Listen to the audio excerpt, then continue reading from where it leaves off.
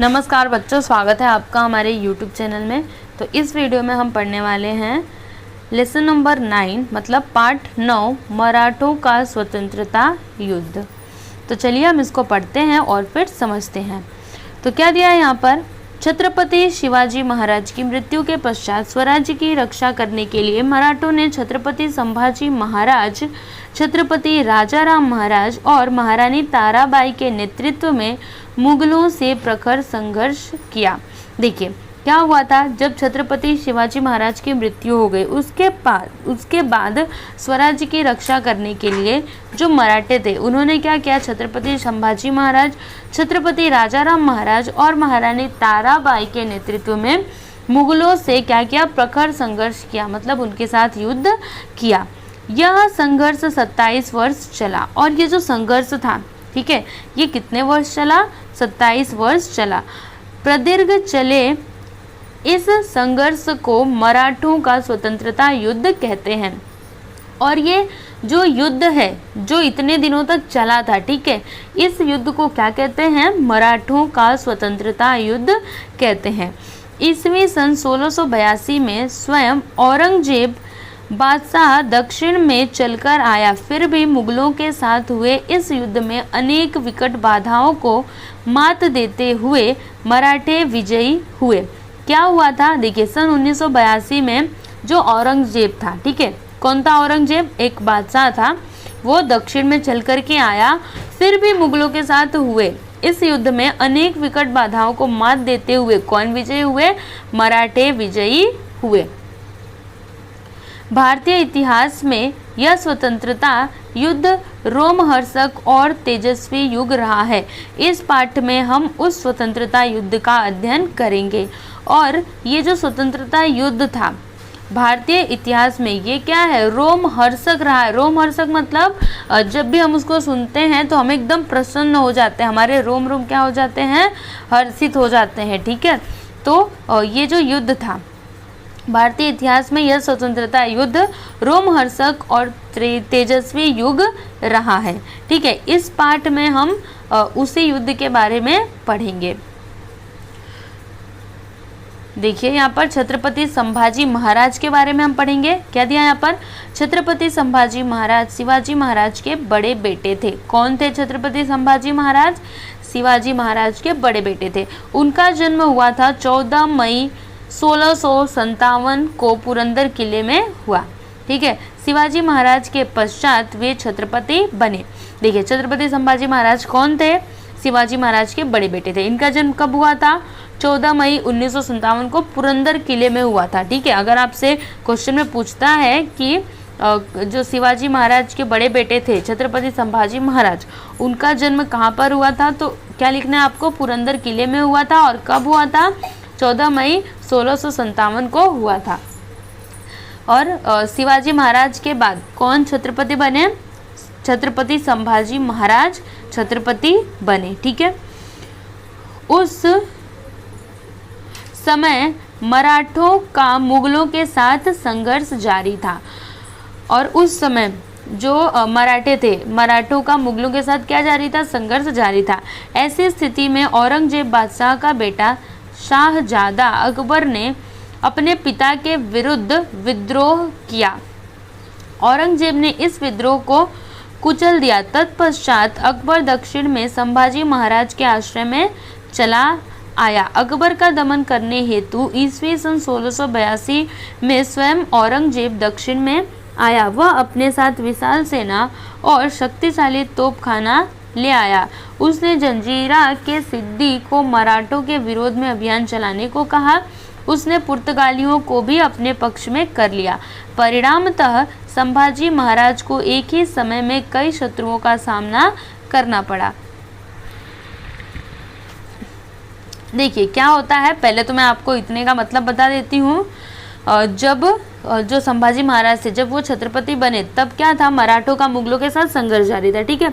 और ऐसी स्थिति में जो औरंगजेब बादशाह का बेटा था, कौन था, शाहजादा अकबर, वो अपने पिता के विरुद्ध ही उसने क्या किया, विद्रोह किया, ठीक है। और औरंगजेब ने इस विद्रोह को क्या किया, कुचल दिया। तत्पश्चात अकबर दक्षिण में संभाजी महाराज के आश्रय में चला आया। उसके बाद देखिए औरंगजेब ने क्या किया, जो वो उसका विद्रोह था, किसका विद्रोह था, शाहजादा अकबर का, ठीक है। उन्होंने उसके विद्रोह को क्या किया, कुचल दिया। और उसके बाद जो अकबर थे वो कहाँ पर आया, अकबर कहाँ पर आया, संभाजी महाराज के आश्रय में चला आया, ठीक है।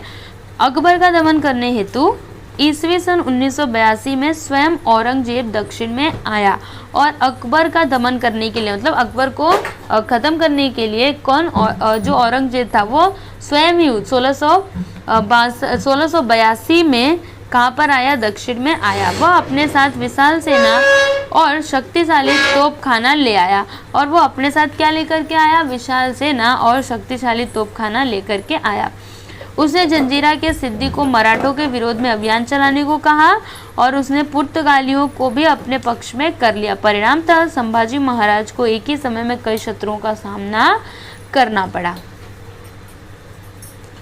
संभाजी महाराज का कार्यकाल शिवाजी महाराज के पश्चात हुए मराठों के स्वतंत्रता युद्ध का प्रथम अध्याय है। शिवाजी महाराज ने अपने कार्यकाल में ही उन्हें राज्य प्रशासन और सैनिकी अभियानों की उत्तम शिक्षा प्रदान की थी। देखिए क्या हुआ था, जो संभाजी महाराज थे, संभाजी महाराज का कार्यकाल शिवाजी महाराज के पश्चात हुए मराठों के स्वतंत्रता युद्ध का क्या था, प्रथम अध्याय था। और शिवाजी महाराज ने अपने कार्यकाल में ही उन्हें राज्य प्रशासन और सैनिकी अभियानों की उत्तम शिक्षा प्रदान कर दी थी। 14 वर्ष की आयु से ही उन्होंने राज्य प्रशासन और सैनिकी प्रभुत्व की ओर ध्यान देना प्रारंभ कर दिया था। मतलब जब वो 14 साल के थे तभी से उन्होंने राज्य प्रशासन और सैनिकी प्रभुत्व की ओर ध्यान देना शुरू कर दिया था। अपनी युवावस्था में उन्होंने मुगलों और आदिलशाही के कई प्रदेशों पर आक्रमण किए। और जब वो क्या थे, जब वो अपनी युवावस्था में थे तब उन्होंने मुगलों और कई आदिलशाहों के कई प्रदेशों पर क्या किया था, आक्रमण किया था। उनके युद्ध कौशल का वर्णन करते हुए तत्कालीन फ्रांसीसी प्रवासी एबे कैरे कहता है, वह युवराज छोटा है फिर भी धैर्यशील और अपने पिता की कीर्ति के अनुरूप ही शूरवीर है। देखिए, और जो उनका युद्ध कौशल है उसका वर्णन करते हुए कौन, तत्कालीन फ्रांसीसी प्रवासी एबे कैरे क्या कहता है कि वह युवराज छोटा है फिर भी धैर्यशील है, मतलब उसके अंदर क्या है, धैर्य है, ठीक है। और अपने पिता की कीर्ति के अनुरूप ही क्या है, शूरवीर है। संभाजी महाराज के छत्रपति बनने के पश्चात मराठों का मुगलों के साथ चलने वाला संघर्ष अधिक प्रखर हुआ। औरंगजेब का उद्देश्य काबुल से कन्याकुमारी तक मुगलों का एक छत्र शासन निर्माण करना था।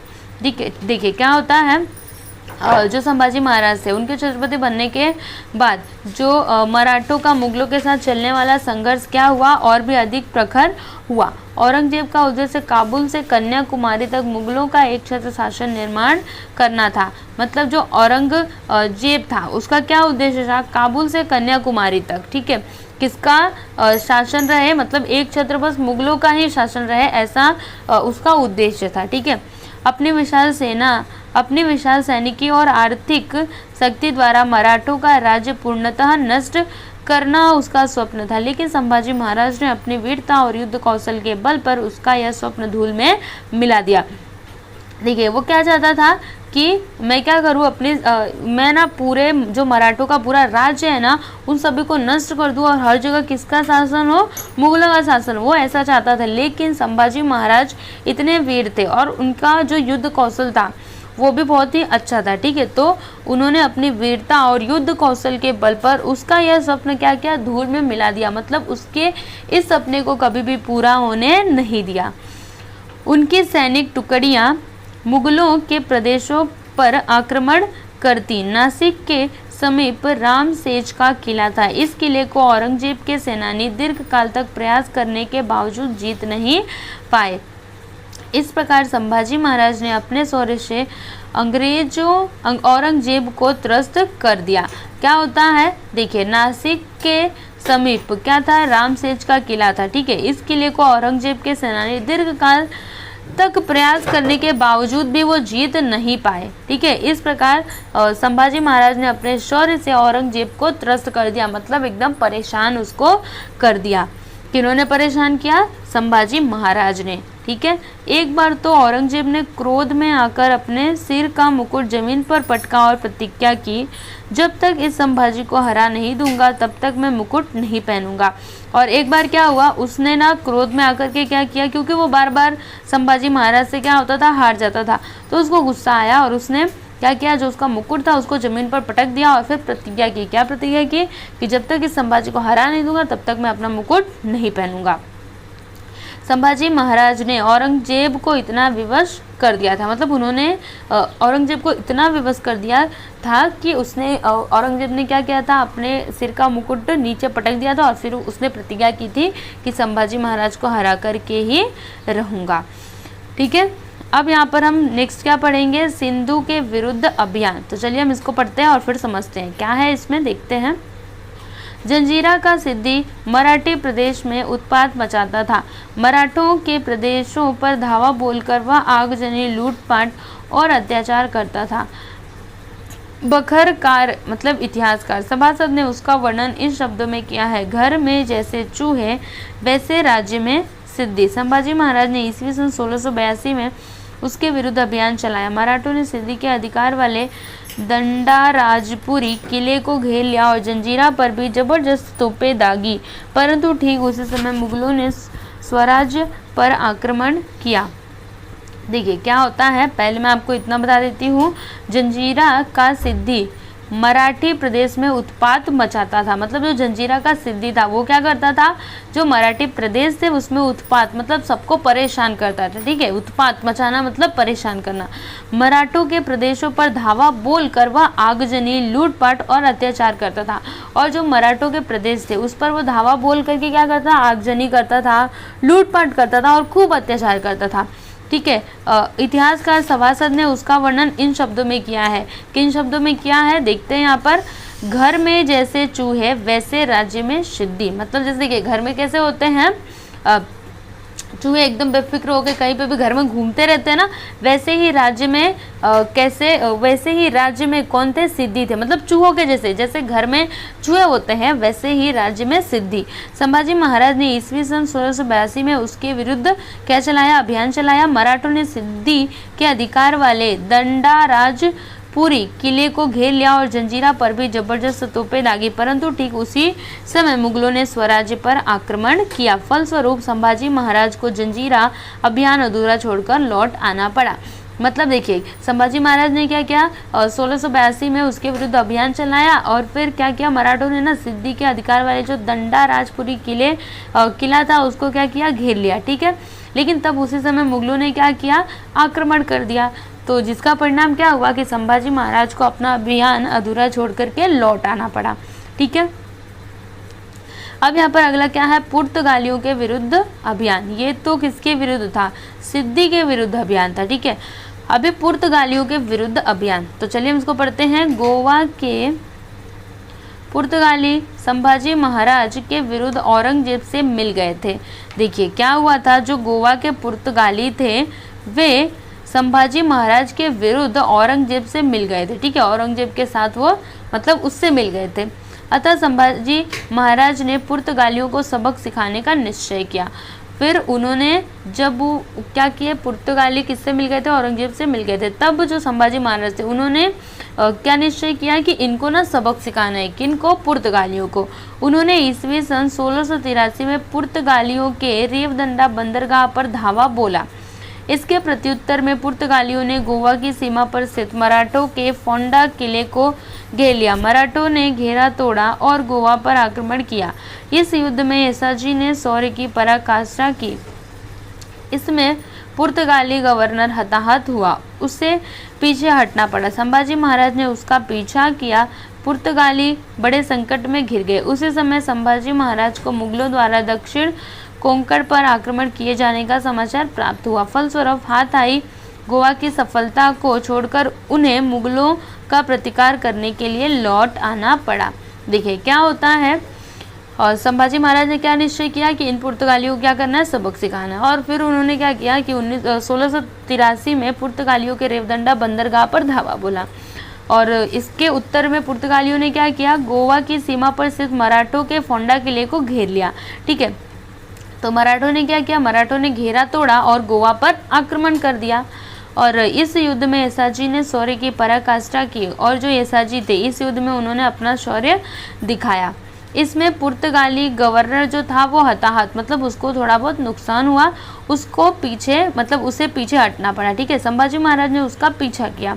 पुर्तगाली बड़े संकट में घिर गए और उस टाइम पे क्या हुआ, युद्ध के टाइम पे जो पुर्तगाली थे वो बड़े ही संकट में घिर गए। उसी समय संभाजी महाराज को मुगलों द्वारा दक्षिण कोंकण पर आक्रमण किए जाने का समाचार प्राप्त हुआ और उसी समय संभाजी महाराज को ये समाचार प्राप्त हुआ कि दक्षिण कोंकण पर मुगलों ने क्या किया, आक्रमण कर दिया है, जिसके फलस्वरूप में क्या हुआ कि हाथ आई जो गोवा की सफलता थी, ठीक है, उसको उन्हें छोड़ करके फिर वहाँ से वापस आना पड़ा। मतलब मुगलों से युद्ध करने के लिए उन्हें आना पड़ा क्योंकि उनको समाचार मिल चुका था कि मुगलों ने क्या किया है, दक्षिण कोंकण पर हमला कर दिया है। ठीक है, अब यहाँ पर अगला क्या है, आदिल शाही और कुतुब शाही का अंत। तो चलिए हम इसको भी पढ़ते हैं और समझते हैं। मराठों के विरुद्ध चलाए जा रहे अभियान में औरंगजेब को सफलता प्राप्त नहीं हो रही थी। क्या हुआ था, देखिए, मराठों के विरुद्ध चलाए जा रहे अभियान में औरंगजेब को सफलता नहीं मिल रही थी। ठीक है, अतः उसने मराठों के विरुद्ध उस अभियान को स्थगित किया। अब उसने आदिल शाही और कुतुब शाही राज्यों के विरुद्ध मोर्चा खोला। औरंगजेब ने ये राज्य जीत लिए। देखिए क्या हुआ था, मैं आपको एक बार फिर से बताती हूँ। देखिए, जो मराठों के विरुद्ध औरंगजेब अभियान चला रहा था ना, वो मतलब उनमें उसको सफलता नहीं मिली। तब उसने क्या किया, जो मराठों के विरुद्ध अभियान था उसको स्थगित कर दिया, उसको रोक दिया और फिर उसने आदिल शाही और कुतुब शाही राज्यों के विरुद्ध मोर्चा खोला और औरंगजेब ने क्या किया, ये सभी राज्य जीत लिए। ठीक है, फिर इन दोनों राज्यों की संपत्ति और सैनिकी सामग्री मुगलों के हाथ लगी। परिणामतः औरंगजेब की स्थिति दृढ़ हो गई। इसके पश्चात औरंगजेब ने मराठों को पराजित करने के लिए अपनी सारी शक्ति केंद्रित की। उसने मराठी प्रदेश पर चारों ओर से हमले किए। मुगल सेना का प्रतिकार करते समय मराठा सेनापति हंबीरराव मोहिते वीरगति को प्राप्त हुआ। फलस्वरूप संभाजी महाराज का सेना पक्ष दुर्बल हो गया। देखिए क्या होता है, औरंगजेब ने क्या किया, ये राज्य जीत लिए। ठीक है, उसके बाद इन दोनों राज्यों की संपत्ति और सैनिकी सामग्री किसके हाथ लगी, मुगलों के हाथ लगी, क्योंकि इन्होंने क्या किया था, इनको जीत लिया था। ठीक है, उसके परिणाम स्वरूप क्या हुआ, औरंगजेब की जो स्थिति थी वो दृढ़ हो गई। ठीक है, और इसके बाद क्या होता है, औरंगजेब ने मराठों को पराजित करने के लिए अपनी सारी शक्ति को केंद्रित कर दिया। उसने मराठी प्रदेश पर चारों ओर से हमले किए। मुगल सेना का प्रतिकार करते समय मराठा सेनापति हंबीरराव मोहिते वीरगति को प्राप्त हुआ। और उस टाइम पे क्या हुआ था, मुगल सेना से युद्ध करते टाइम पे, मतलब उनको जवाब देते टाइम पे, युद्ध के द्वारा जवाब देते हैं ना, उनसे युद्ध करते हैं। ठीक है, तो जो सेनापति थे, मराठा सेनापति कौन थे, हंबीरराव मोहिते, वो वीरगति को प्राप्त हुए, मतलब वो लड़ते लड़ते शहीद हो गए। ठीक है, फलस्वरूप संभाजी महाराज का सेना पक्ष दुर्बल हो गया, जिसके फलस्वरूप क्या हुआ, जो संभाजी महाराज का सेना पक्ष था वो क्या हो गया, दुर्बल हो गया। अब हमें यहाँ पर अगला क्या पढ़ना है, संभाजी महाराज का राज्य प्रशासन। तो चलिए इसको भी पढ़ते हैं और फिर समझते हैं। यद्यपि संभाजी महाराज युद्ध की दौड़ धूप में निरंतर व्यस्त रहे, फिर भी अपने राज्य प्रशासन के लिए लापरवाह नहीं रहे। उन्होंने शिवाजी महाराज के कार्यकाल में प्रचलित निरपेक्ष न्याय प्रथा और राजस्व व्यवस्था को उसी रूप में आगे भी जारी रखा। देखिए क्या होता है कि जो संभाजी महाराज थे वो युद्ध की दौड़ धूप में निरंतर व्यस्त रहे, लेकिन फिर भी जो उनकी राज्य प्रशासन, मतलब जो भी उनके कर्तव्य थे एक राजा के तौर पर, उन्होंने सबका पालन किया। उन्होंने शिवाजी महाराज के कार्यकाल में प्रचलित निरपेक्ष न्याय प्रथा, मतलब जैसे शिवाजी महाराज जैसे न्याय करते थे, उस न्याय प्रथा को भी उन्होंने मतलब बनाए रखा, आगे भी जारी रखा। जैसे उनके पिताजी राज्य क्या करते थे, वो भी ऐसे ही करते थे, मतलब जो गलत रहता था उसको गलत बताते, जो सही रहता था उसको सही बताते थे। ठीक है, सबके साथ वो न्याय करते थे।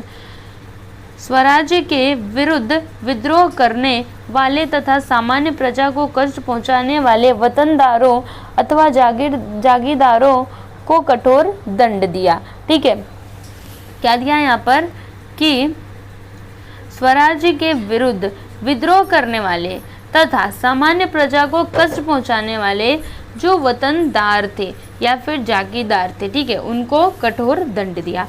महारानी येसुबाई को राज्य प्रशासन के अधिकार दिए, उनकी अपनी मुद्रा बनवा कर दी। शिवाजी महाराज की प्रजाहित की नीति को उन्होंने अपने कार्यकाल में भी आगे जारी रखा, ठीक है। संभाजी महाराज को संस्कृत भाषा के साथ कई भाषाएं अवगत थी। उन्होंने ग्रंथ भी लिखे, राजनीति पर लिखे गए प्राचीन भारतीय ग्रंथों का अध्ययन किया और उन ग्रंथों का सार उन्होंने बुद्ध भूषण ग्रंथ में प्रस्तुत किया। देखिए, जो संभाजी महाराज थे, इनको जो संस्कृत था, संस्कृत भाषा के साथ साथ और भी कई भाषाएं आती थी। उन्होंने ग्रंथ भी लिखे, राजनीति पर लिखे गए प्राचीन भारतीय ग्रंथों का अध्ययन किया और उन ग्रंथों का सार उन्होंने बुद्ध भूषण ग्रंथ में प्रस्तुत किया है, ठीक है। तो अगर आपको कभी टाइम मिले तो आप बुद्ध भूषण ग्रंथ पढ़ सकते हैं, ठीक है।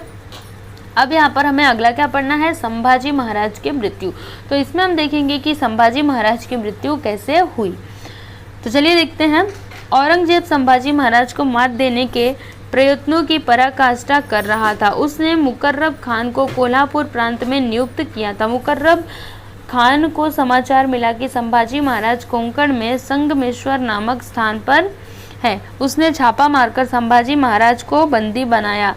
उन्हें औरंगजेब के सामने लाया गया। संभाजी महाराज ने उसके सामने अपना आत्मसम्मान नहीं त्यागा। इसके बाद बादशाह के आदेश पर 11 मार्च 1689 को उनकी अति क्रूरतापूर्वक हत्या की गई। मराठों के छत्रपति संभाजी महाराज ने अपने स्वाभिमान की रक्षा करते हुए वीरतापूर्वक मृत्यु का सामना किया। उनके बलिदान से प्रेरणा लेकर अब मराठों ने मुगलों के विरुद्ध अपना संघर्ष अधिक प्रखर किया। क्या होता है, देखिए मैं आपको बताती हूँ। जो औरंगजेब था, ठीक है, क्या दिया, औरंगजेब संभाजी महाराज को मात देने के प्रयत्नों की पराकाष्ठा कर रहा था। मतलब देखिए, हर बार क्या होता था, औरंगजेब चाहता था कि संभाजी महाराज को हरा दूं, लेकिन हर बार वही हार जाता था, ठीक है। तो उसने क्या किया, उसने मुकर्रब खान को कोल्हापुर प्रांत में नियुक्त किया था और मुकर्रब खान को क्या समाचार मिला कि संभाजी महाराज कोंकण में संगमेश्वर नामक स्थान पर है। फिर उसने छापा मारा और छापा मार करके संभाजी महाराज को बंदी बनाया। उन्हें औरंगजेब के सामने लाया गया। किसको लाया गया, संभाजी महाराज को। और फिर क्या होता है, देखिए, संभाजी महाराज ने उसके सामने अपना आत्मसम्मान नहीं त्यागा। इसके बाद देखिए क्या होता है, संभाजी महाराज को औरंगजेब के सामने लाया जाता है, ठीक है, लेकिन संभाजी महाराज ने उसके सामने जो उनका आत्मसम्मान है उसको कभी भी नहीं त्यागा, ठीक है। सर कट जाए लेकिन आत्मसम्मान जो हमारा है वो नहीं कटने देंगे, ठीक है। इसके बाद जो बादशाह था, कौन, औरंगजेब, उसके आदेश पर 11 मार्च 1689 को उनकी अति क्रूरतापूर्वक हत्या की गई। किसकी हत्या की गई, संभाजी महाराज की, ठीक है। बहुत ही क्रूरतापूर्वक, मतलब थोड़ी भी दया के साथ नहीं, उनकी हत्या कर दी गई क्रूरतापूर्वक। और मराठों के छत्रपति संभाजी महाराज ने अपने स्वाभिमान की रक्षा करते हुए वीरतापूर्वक मृत्यु का सामना किया। और जो मराठों के छत्रपति थे, कौन थे, संभाजी महाराज, उन्होंने अपने स्वाभिमान की रक्षा करते हुए वीरतापूर्वक मृत्यु का सामना किया। मतलब वो डरे नहीं, ठीक है, उन्होंने वीरतापूर्वक किसका सामना किया, मृत्यु का सामना किया। उनके बलिदान से प्रेरणा लेकर अब मराठों ने मुगलों के विरुद्ध अपना संघर्ष अधिक प्रखर कर दिया। और उनके इस बलिदान के बाद जो मराठे थे, उन्होंने क्या किया, उनसे प्रेरणा ली, उनके इस बलिदान से प्रेरणा ली और उन्होंने मुगलों के विरुद्ध अपना संघर्ष और भी अधिक प्रखर किया। अब आगे क्या है, छत्रपति राजाराम महाराज। तो इसमें क्या है, राजाराम महाराज शिवाजी महाराज के द्वितीय बेटे थे। उनका जन्म 24 फरवरी 1670 को रायगढ़ में हुआ। संभाजी महाराज की मृत्यु के पश्चात वे छत्रपति बने। औरंगजेब को लगा कि मराठों का राज्य जीतने का उसका स्वप्न अब पूरा होगा। परिणामतः उसने रायगढ़ को घेरने के लिए जुल्फिकार खान को भेजा। उस समय राजाराम महाराज और उनकी पत्नी महारानी ताराबाई, संभाजी महाराज की पत्नी येसुबाई और उनका बेटा शाहू रायगढ़ में ही थे। इन सभी का एक ही स्थान पर रहना असुरक्षित था। इस स्थिति में येसुबाई ने इस विकट संकट का सामना बड़े धैर्य के साथ किया। किसी भी हालत में मुगलों के सामने घुटने नहीं टेकने हैं, यह निश्चय कर उन्होंने रायगढ़ पर महत्वपूर्ण राजनीतिक निर्णय लिए। इसके अनुसार यह नीति तय की गई कि राजाराम महाराज रायगढ़ के घेरे से बाहर निकले और आवश्यकता पड़ने पर झिंझी जाएं तथा महारानी येसुबाई अपने नेतृत्व में रायगढ़ पर युद्ध करे। येसुबाई ने छत्रपति पद पर अपने बेटे को न बिठाकर राजाराम महाराज को छत्रपति पद देने का निर्णय किया। यह निर्णय स्वराज के प्रति उनका प्रेम और स्वार्थ त्याग की पराकाष्ठा का उदाहरण है। उन्होंने अपने और अपने पुत्र के प्राणों की परवाह न करते हुए मराठों के छत्रपति को सुरक्षित रखा। देखिए क्या होता है, ये जो छत्रपति राजाराम महाराज थे ये कौन थे? शिवाजी महाराज के द्वितीय बेटे थे। इनका जन्म हुआ था 24 फरवरी 1670 को रायगढ़ में। ठीक है। संभाजी महाराज की मृत्यु के बाद छत्रपति कौन बने? छत्रपति राजाराम महाराज बने। ठीक है। औरंगजेब को लगा कि मराठों का राज्य जीतने का जो उसका स्वप्न है अब वो पूरा हो जाएगा। जब संभाजी महाराज की मृत्यु हो गई तो उसको ऐसा लगा कि अब जो मैं जीतना चाहता हूँ मराठों का राज्य, वो स्वप्न मेरा क्या हो जाएगा? पूरा हो जाएगा। परिणाम था तो इसके परिणाम स्वरूप क्या हुआ? उसने रायगढ़ को घेरने के लिए जुल्फिकार खान को भेजा और उस समय राजा राम महाराज और उनकी पत्नी महारानी ताराबाई, संभाजी महाराज की पत्नी येसुबाई और उनका बेटा साहू रायगढ़ में ही थे। और उस समय क्या हुआ था? राजा राम महाराज और उनकी पत्नी महारानी ताराबाई और संभाजी महाराज की पत्नी कौन? येसुबाई और उनका बेटा साहू रायगढ़ में ही थे। इन सभी का एक ही स्थान पर रहना क्या था? असुरक्षित था। मतलब सभी एक साथ रहते हैं तो सभी पकड़े जाते ना, फिर तो कोई छत्रपति रहता ही नहीं। ठीक है। तो फिर कौन देखता आगे का जो भी युद्ध होने वाला था, कौन उनसे लड़ाई करता?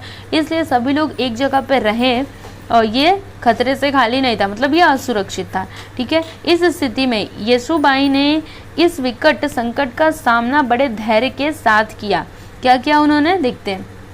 किसी भी हालत में मुगलों के सामने घुटने नहीं टेकने हैं, यह निश्चय कर उन्होंने रायगढ़ पर महत्वपूर्ण राजनीतिक निर्णय लिए।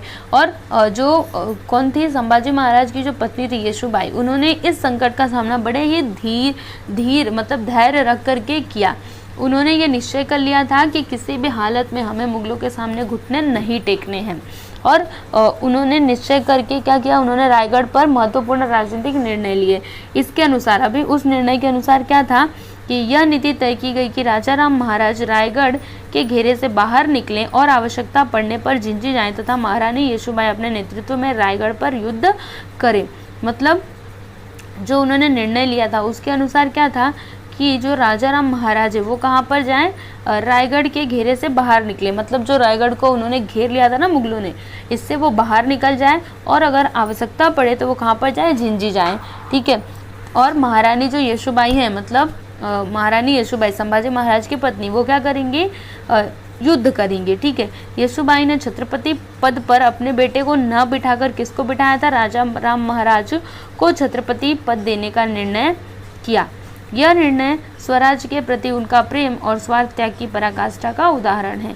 उन्होंने अपने और अपने पुत्र के प्राणों की परवाह न करते हुए मराठों के छत्रपति को सुरक्षित रखा।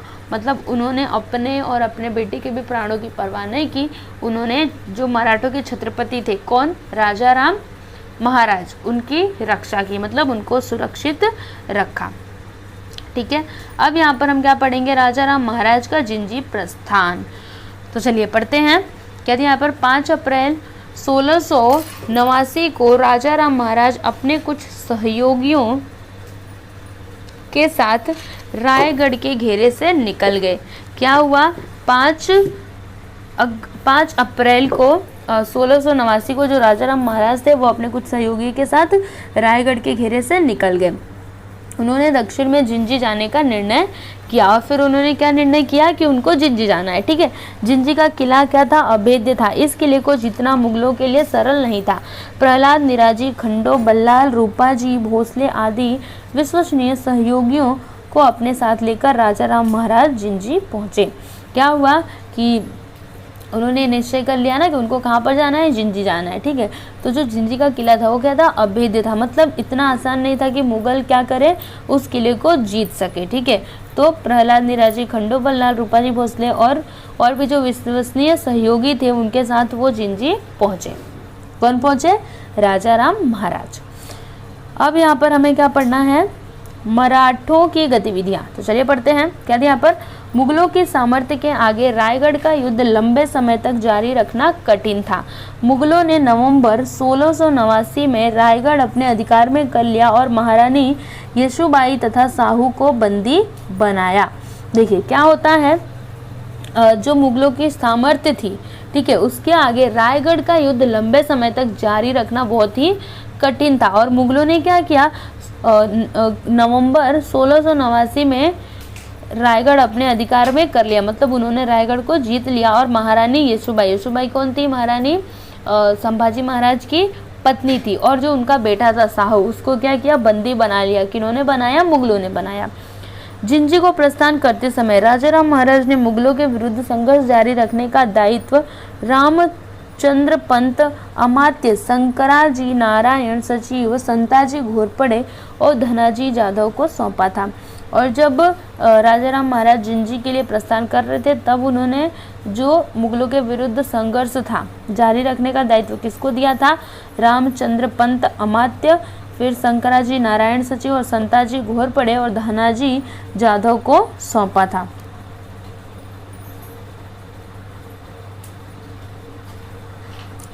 मराठों की दृष्टि से यह निर्णायक स्थिति थी। औरंगजेब ने कई मराठी सरदारों को वतनदारी और जागीरें देकर अपने पक्ष में कर लिया था। राजाराम महाराज ने भी औरंगजेब के प्रत्युत्तर में यही नीति अपनाई। उनके द्वारा आश्वासन दिया गया कि जो मराठी सरदार मुगल प्रदेश जीतेगा, उस सरदार को वह प्रदेश जागीर के रूप में दिया जाएगा। छत्रपति द्वारा दिए गए आश्वासन के कारण अनेक वीर पराक्रमी सरदार आगे बढ़े। देखिए क्या होता है, मराठों की दृष्टि से यह निर्णायक स्थिति थी। ठीक है, औरंगजेब ने कई मराठी सरदारों को वतनदारी और जागीरें देकर क्या किया था, अपने पक्ष में कर लिया था। और राजाराम महाराज ने भी औरंगजेब के प्रत्युत्तर में यही नीति अपनाई। उनके द्वारा यह आश्वासन दिया गया, क्या दिया गया, कि जो भी मुगल प्रदेश को जीतेगा, उस सरदार को क्या किया जाएगा, वो जो प्रदेश है ना, वो जागीर के रूप में दे दिया जाएगा। और इस आश्वासन के कारण जो अनेक वीर पराक्रमी सरदार थे, वो सभी आगे बढ़े। उन्होंने मुगल प्रदेश पर धड़ल्ले के साथ आक्रमण प्रारंभ किए, कई मुगल सेनानियों को पराजित किया। इस पराक्रम में संताजी और धनाजी सबसे आगे थे। और उसके बाद क्या होता है कि उन्होंने मुगल प्रदेश पर धड़ल्ले के साथ आक्रमण प्रारंभ कर दिए। ठीक है, कई मुगल सेनानियों को पराजित किया और इस पराक्रम में संताजी और धनाजी सबसे आगे थे। उनके अप्रत्याशित हमले और गुरिल्ला युद्ध नीति के आगे मुगलों को अपनी विपुल साधन सामग्री और भारी भरकम तोप खाने का उपयोग करना कठिन हो गया। पर्याप्त किले, प्रदेश और धन न होने पर भी मराठों ने मुगलों को ऐसा तंग किया कि उन्हें भागने के लिए राह भी न मिली। एक बार तो संताजी घोरपड़े और बिट्टूजी चौहान ने औरंगजेब की छावनी पर अचानक आक्रमण किया और उसके खेमे के ऊपर लगा सोने का कलश काटकर ले गए। क्या हुआ यहाँ पर, मतलब सभी लोगों ने क्या किया, मुगलों का जो भी प्रदेश थे उनके ऊपर आक्रमण करना शुरू कर दिया। और देखिए उनके पास पर्याप्त धन भी नहीं था, मतलब पर्याप्त धन नहीं थे, किले नहीं थे, प्रदेश नहीं थे, लेकिन फिर भी मराठों ने मुगलों को ऐसा तंग किया कि उन्हें भागने के लिए मजबूर कर दिया। ठीक है, और एक बार तो संताजी घोरपड़े और बिट्टूजी चौहान ने क्या किया था, औरंगजेब की छावनी पर अचानक से आक्रमण किया और उसके खेमे के ऊपर लगे सोने का कलश जो था उसको काट करके ले गए। अब यहाँ पर अगला क्या है, जिंजी का घेरा। तो चलिए इसको पढ़ते हैं। रायगढ़ को अपने अधिकार में कर लेने के बाद औरंगजेब ने जुल्फिकार खान को दक्षिण में जिंजी के अभियान पर भेजा। देखिए क्या होता है, रायगढ़ को अपने अधिकार में कर लेने के बाद औरंगजेब ने क्या किया, जुल्फिकार खान को कहाँ पर भेजा, दक्षिण में जिंजी के अभियान पर भेजा। उसने जिंजी को घेर लिया। फिर क्या हुआ, उसने जिंजी को घेर लिया। लगभग 8 साल तक मराठे पराकाष्ठा के साथ जिंजी किले का युद्ध करते रहे। और फिर लगभग जिंजी किले का युद्ध कितने दिनों तक हुआ, लगभग 8 साल तक हुआ। संताजी और धनाजी ने घेरा डाले हुए मुगल सैनिकों पर बाहर से प्रखर हमले किए। अंततः राजाराम महाराज घेरे से निकलकर महाराष्ट्र में लौट आए। इसके पश्चात जुल्फिकार खान ने जिंजी किला जीता और अंततः क्या होता है, जो कौन थे, राजाराम महाराज, वो जिंजी से निकल करके वापस कहाँ पर आ गए, महाराष्ट्र में आ गए और फिर जुल्फिकार ने जो किला था उसको, जिंजी किला, उसको जीत लिया। राजाराम महाराज के महाराष्ट्र में लौट आने से मराठों में वीरता का संचार हुआ। उन्होंने मुगलों के अधिकार वाले खानदेश, वन, बरार, बागलान प्रदेशों पर हमले किए। क्या होता है, जब राजाराम महाराज महाराष्ट्र में लौट आए तब जो मराठे थे उनमें वीरता का संचार हुआ। उन्होंने मुगलों के अधिकार वाले खानदेश और बरार, बागलाट प्रदेशों पर क्या किया, हमले किए। राजाराम महाराज ने अपनी सूझबूझ और कूटनीति से संताजी और धनाजी जैसे सैकड़ों वीर मराठा तैयार किए और राजाराम महाराज ने अपनी सूझबूझ और कूटनीति की वजह से उन्होंने संताजी और धनाजी जैसे सैकड़ों वीर मराठा तैयार किए। ठीक है, उसमें स्वराज्य रक्षण की प्रेरणा निर्माण करने का उल्लेखनीय कार्य उनमें स्वराज्य रक्षण की प्रेरणा निर्माण करने का उल्लेखनीय कार्य, परंतु यह सब कुछ चल रहा था तभी 2 मार्च 1700 को राजाराम महाराज का सामान्य सी बीमारी के कारण सिंहगढ़ पर निधन हो गया और उनमें क्या हुआ था, उनमें स्वराज्य रक्षण की प्रेरणा निर्माण करने का उल्लेखनीय कार्य किया, लेकिन फिर परंतु यह सब कुछ चल रहा था तभी 2 मार्च 1700 को क्या हुआ, राजाराम महाराज की सामान्य सी बीमारी की वजह से उनका निधन हो गया। ठीक है, फिर राजाराम महाराज स्वभाव से विचारशील और मिलनसार थे। मराठी राज्य के सभी पराक्रमी वीरों को उन्होंने एक सूत्र में बांधा, उनमें एकता निर्माण की और चेतना फूकी। संभाजी महाराज की मृत्यु के बाद 11 साल तक उन्होंने औरंगजेब के साथ धैर्यपूर्वक और जीवटता से प्रखर संघर्ष किया। बड़े विकट समय में राजाराम महाराज ने स्वराज्य की रक्षा की। राजाराम महाराज का यह सबसे बड़ा उल्लेखनीय कार्य है। देखिए, जो राजाराम महाराज थे ये क्या थे, स्वभाव से विचारशील और मिलनसार थे। ठीक है, मराठी राज्य के सभी पराक्रमी वीरों को उन्होंने एक सूत्र में बांधा, उनमें एकता के निर्माण की, मतलब उन्होंने क्या किया, उनमें जो मराठे वीर थे, जो मराठा थे, उनमें एकता को निर्माण किया। ठीक है, और संभाजी महाराज की मृत्यु के 11 साल तक उन्होंने क्या किया, औरंगजेब के साथ धैर्यपूर्वक युद्ध किया। ठीक है, बड़े विकट समय में राजाराम महाराज ने स्वराज की रक्षा की। राजाराम महाराज का यह सबसे बड़ा उल्लेखनीय कार्य है। फिर रियासत गो सरदेसाई ने छत्रपति राजाराम का वर्णन करते हुए उनके लिए स्थिर बुद्धि विशेषण का उपयोग किया है। और जो रियासत गो सरदेसाई है उन्होंने छत्रपति राजाराम का वर्णन करते हुए उनके लिए किस विशेषण का उपयोग किया है, स्थिर बुद्धि विशेषण का उपयोग किया है। उनके द्वारा प्रयुक्त यह विशेषण पूर्णतः सटीक और यथार्थ लगता है। अब हमें अगला क्या पढ़ना है, महारानी ताराबाई। तो इसमें क्या है, चलिए पढ़ते हैं।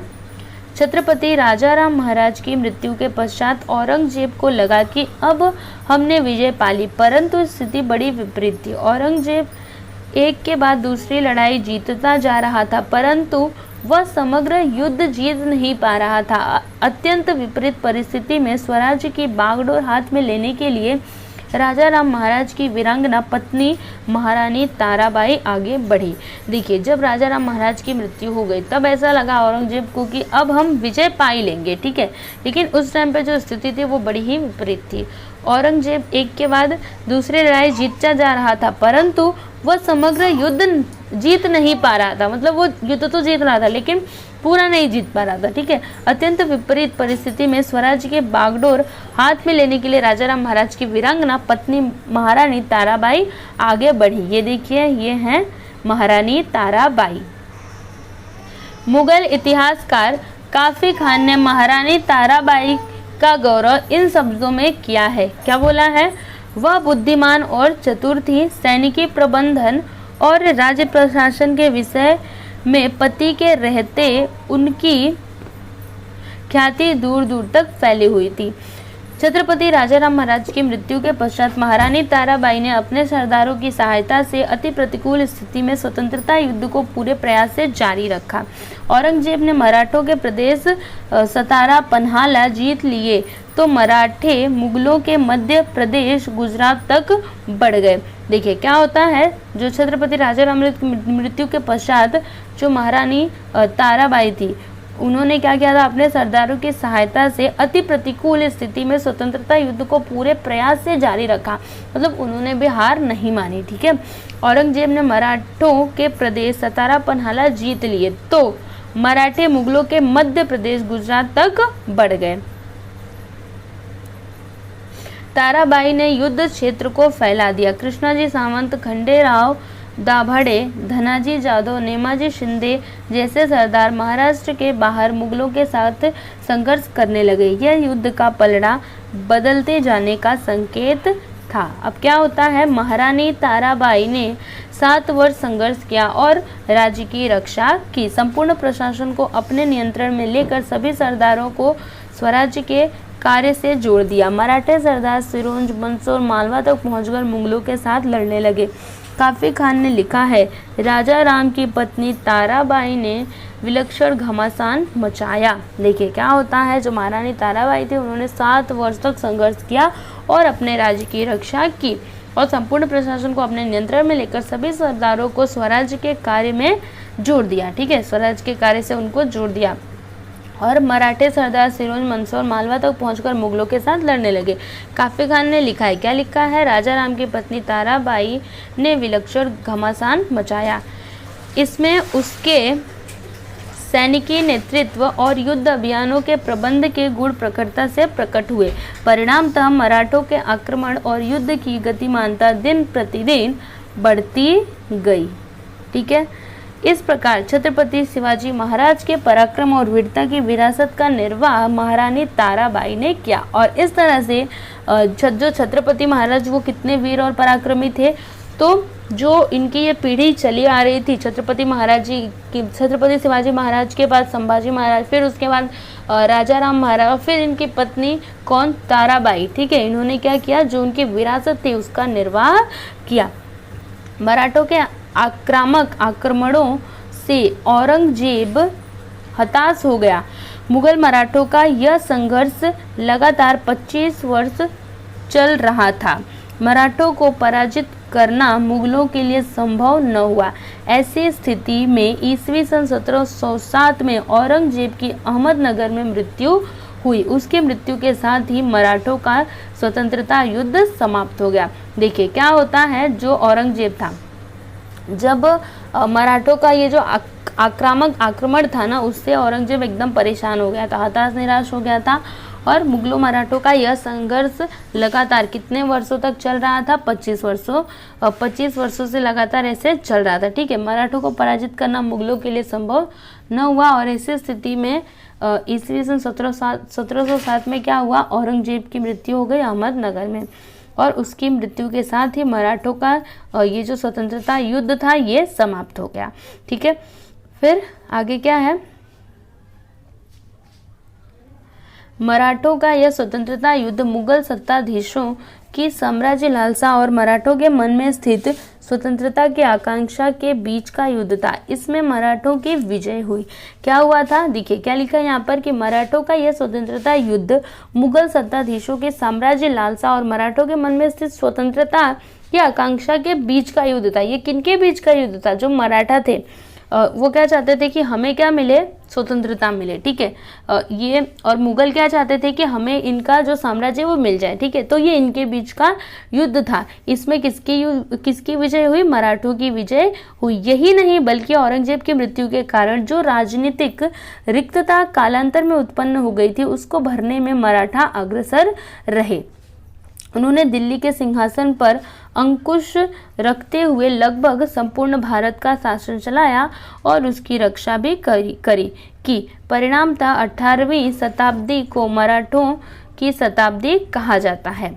इस शताब्दी के मराठों के कार्यों और पराक्रम का इतिहास हम अगले पाठ में देखेंगे। ठीक है, अभी यहाँ पर क्या है, भोसले घराने की वंशावली। तो चलिए हम इसको पढ़ते हैं। मालोजी राजे, फिर शहाजी राजे, उसके बाद संभाजी, फिर यहाँ पर वेंकोजी, उसके बाद यहाँ पर है छत्रपति शिवाजी महाराज, फिर यहाँ पर छत्रपति संभाजी महाराज, छत्रपति राजाराम महाराज, छत्रपति शाहू महाराज, मतलब संभाजी महाराज के बेटे थे ना, फिर छत्रपति राम राजा, उसके बाद छत्रपति शिवाजी, छत्रपति संभाजी और यहाँ पर राम राजा। ठीक है, तो देखिए यहाँ पर हमने इस पार्ट को पूरा पढ़ लिया है। आई होप कि आप सभी लोगों को समझ में आया होगा।